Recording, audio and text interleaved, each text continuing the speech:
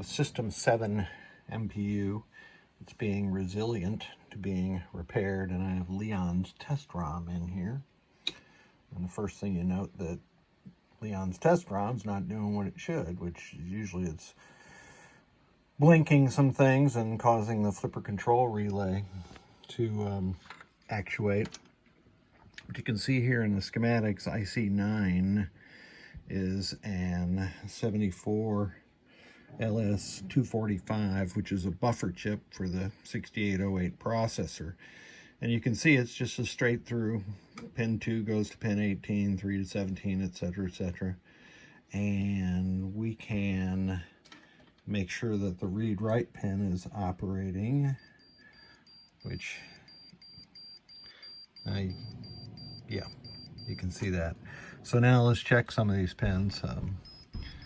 This is pin 11, which is D7, D6, D5, D4, D3, D2, D1.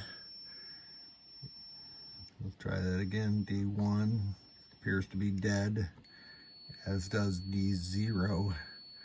So let's pop that chip out and see what happens. This is one of my chip testers. These things are very useful. This is the LS245 that I removed from the FirePower 2 MPU. Uh-oh, something's wrong. A Williams FirePower 2 MPU and driver board sent to me because the MPU board was not booting.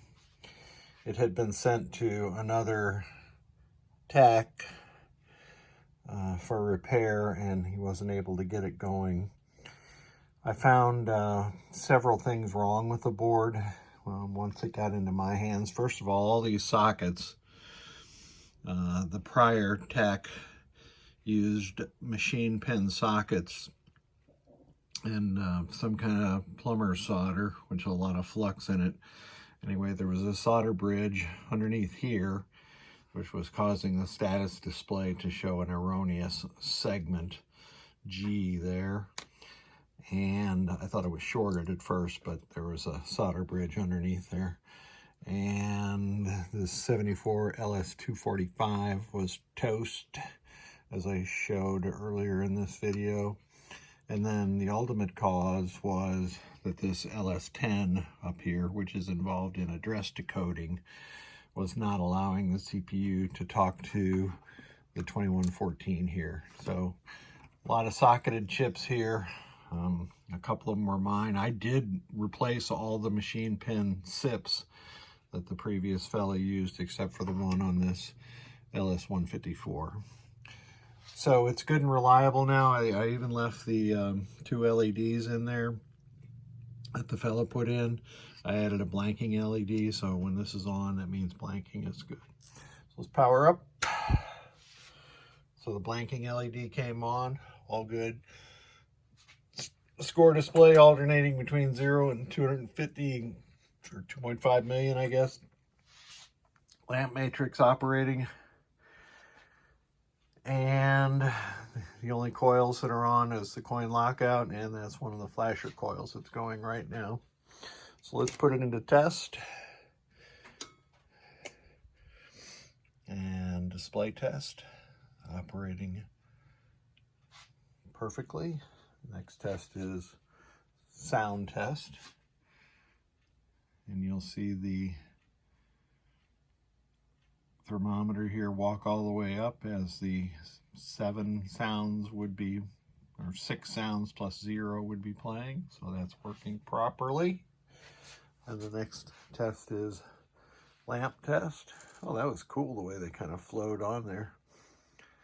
And that's working good. It looks a lot better in real life than it does on the video.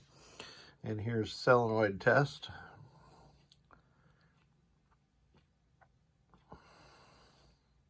Seven, 10, 15, 16, and that one will go off. and that means the coin lockout coil was just turned off. And those are the special solenoids, those last 6. So that is operating correctly. Now let me find a ground wire. Here we go. Connect up to ground on the power supply. And I'm going to rake the special solenoid switch inputs. I'm just going to go like this. So we should see each of those turn on in turn. 1, 2, 3, 4, 5, 6. So all the special solenoid switch inputs are working properly. And the next test is switch test.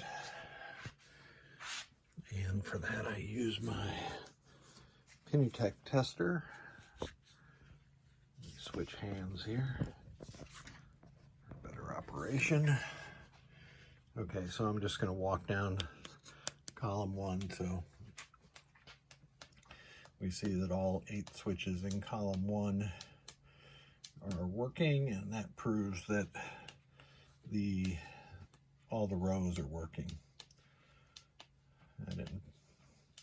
I use this thing so much, sometimes the switches go bad on them. Now let's walk across the row 1, and FirePower 2 goes up to switch 49, and that's it. So I keep track of how far they go up in FirePower 2 in the center there, switch 49. So the switch matrix is working perfectly, and nothing left to do except cycle through and then reboot. And again, blinking LED is on, that's good. 7-segment display off, that's correct also. These 2 LEDs that were added, that's off, that's correct. Lamp matrix going again. And again, the only 2 solenoids on are the coil lockout and solenoid 4, which is a flasher. So we are good to go. Thank you so much for sending this. I'm going to give it a little bit of a bath and get rid of all the solder flux that's on the back of it. I thank you so much for sending them.